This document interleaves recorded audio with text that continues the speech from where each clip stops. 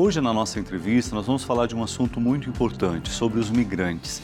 Nunca na história houve tantas pessoas se deslocando por vários motivos e como este processo precisa ter o nosso olhar de acolhimento, de apoio, para que pessoas que vítimas de violência, pobreza, enfim, possam encontrar um novo lugar e assim reconstruir suas vidas e suas histórias.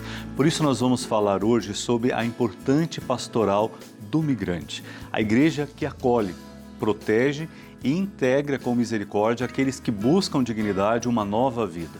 Claro, sempre inspirados pelo Evangelho de Jesus e também por aquilo que a igreja nos ensina, o irmão que acolhe o irmão por amor a Cristo. E para falar um pouquinho sobre este assunto na migração, a gente vai acolher aqui a Márcia Ponce, que é da Secretaria Regional da Cáritas Brasileira, no Regional Sul 2 da CNBB. Márcia, bom dia, bem-vinda ao Bênção da Manhã, é uma alegria ter você partilhando conosco. Bom dia, Padre Camilo, obrigada, é uma alegria também poder estar aqui nesse programa de manhã falando desse tema com vocês. Quando falamos o termo migrante, o que especificamente nós estamos querendo dizer dessa situação? Essa terminologia, né, esse fato da gente falar hoje migrante, não usar mais as classificações básicas, né, como migrante, imigrante, a gente está falando de toda pessoa que está numa situação de mobilidade hoje, né? Então a gente mudou isso, inclusive, na legislação brasileira, quando a gente fala da pessoa migrante. Então essa pessoa que migra, pessoa que é deslocada do seu território, a pessoa que tem que deixar o seu país e busca, né, um recomeço, uma nova vida num país diferente do seu ou dentro do próprio país mesmo. Porque falar de migrantes, a gente está falando tanto dos deslocados internos, por questões catástrofes, por questões econômicas, quanto da migração internacional. E quando a pessoa, né, passa por essa experiência e necessidade de migrar do seu local de origem para um lugar diferente, muitas coisas envolvem isso, né? Moradia, criar novos vínculos, trabalho. Como a igreja, então, ao enxergar essa dificuldade pelas quais os migrantes passam, como ela tem se articulado em ser um auxílio a estas pessoas para que elas encontrem realmente um novo lugar e tenham uma vida digna? Hoje a igreja tem sido fundamental na acolhida, na integração dessas pessoas, né? Sejam elas, como eu disse, os deslocados internos, as pessoas que são forçadas a sair dos seus territórios, quanto as pessoas que vêm de outros países buscar um recomeço aqui no Brasil. E a igreja tem sido fundamental, né, nessa integração das pessoas, tanto na comunidade como na sociedade. Hoje a gente tem, com várias igrejas atuando, mas a Igreja Católica sempre muito precursora, né, sempre muito à frente, né, dessas questões sociais. A Igreja Católica hoje tem diversos serviços, né? A gente tem a Rede Clamor, que está atuando no Brasil, a gente tem inúmeras organizações, inúmeros serviços, a gente tem a Pastoral do Migrante, a gente tem a Cáritas, que atua em conjunto. Então hoje eu atuo no escritório regional da Cáritas, mas também já estive coordenadora aqui no Sul 2 da CNBB, como da Pastoral, e a igreja tem um papel fundamental em fazer aquilo que nós somos chamados e provocados pela nossa missão, inclusive do batismo, né, de viver essa presença do próprio Cristo na acolhida e na integração dessas pessoas. Porque muitas vezes, quando os migrantes, principalmente estrangeiros, chegam em determinado país, vem a dificuldade da língua. A dimensão social do país nem sempre os acolhe nas estruturas de serviço público, né? Seja a dimensão hospitalar, educacional, moradia, enfim. Então a igreja realmente precisa ser esta voz que clama pelos direitos da vida, que vai até além dos direitos dos próprios cidadãos do país, né? Mas enquanto isso ainda não acontece, enquanto o poder público realmente não assume a sua responsabilidade, a igreja é este espaço, né, de acolher e dar todos os cuidados que o ser humano necessita, seja alimentação, um abrigo, uma atenção e às vezes até mesmo cursos que o capacitem para que naquela nova realidade ele possa oferecer aí uma mão de trabalho, né? Esses serviços hoje que a igreja oferta, né, através dessas organizações, das pastorais, eles são imensos, né, são enormes. A gente atua também como, às vezes, até ocupando um papel do Estado, que é isso que a gente se questiona muitas vezes também, né? Não fazer aquilo que é competência do Estado, aquilo que o Estado precisa fazer. Então, por isso que a gente também atua muito nessa incidência por políticas públicas, né? Na defesa dos direitos e da garantia desses direitos dessa população. Então, a igreja, ela é acolhedora, ela precisa dar essa primeira acolhida, atender às emergências dessas pessoas. Então, são inúmeros os serviços, mas a gente tem estruturado cada vez mais essa resposta da igreja de forma organizada, de forma orgânica, efetiva mesmo nas respostas, né? Então, ofertando diversos serviços. Então, hoje a gente tem uma gama, e principalmente, por exemplo, né, assim como uma pessoa, um migrante, né, que chega de outro país, ele precisa se documentar. Então, a igreja oferta essa possibilidade com os seus serviços de uma regularização migratória. Então, a gente também trabalha junto com a Polícia Federal nessa questão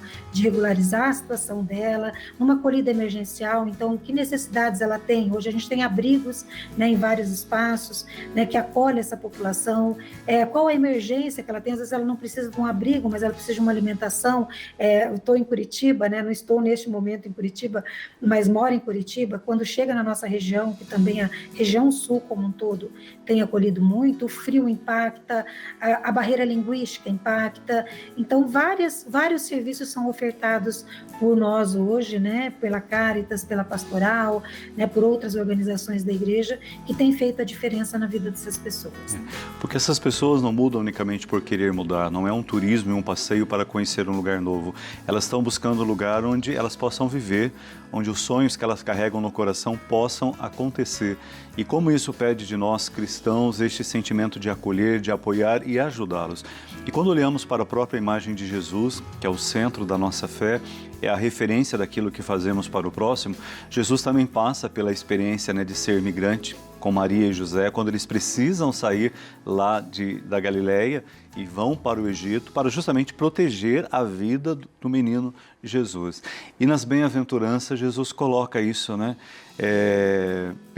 Dentro das obras de misericórdia que a gente encontra no capítulo 25 de São Mateus, onde ele fala: tive fome e me deste de comer, fui migrante e me acolhestes.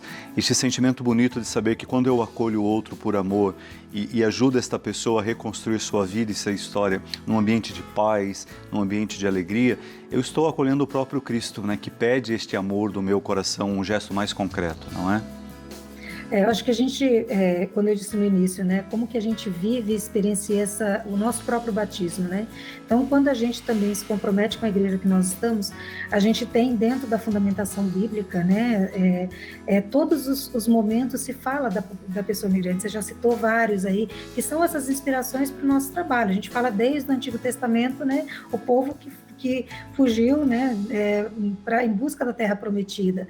Então, assim, a gente tem várias passagens, vários momentos que nos leva a refletir a nossa missão, né, a nossa missão religiosa, que nos convoca a partir do nosso batismo. Eu acho que a grande inspiração para a gente tem sido, né, e foi nos últimos tempos, né, o próprio Papa Francisco. Acho que o Papa Francisco foi essa grande inspiração, né? O primeiro ato público do Papa Francisco foi celebrar em Lampedusa.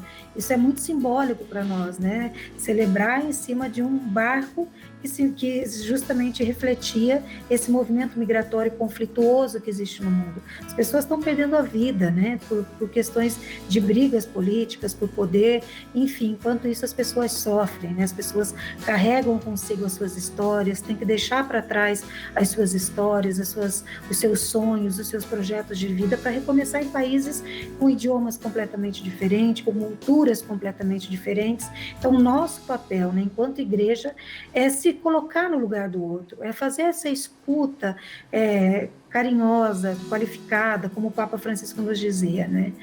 Não só o serviço da caridade, mas que o serviço da caridade também seja qualificado, promova mudanças, né?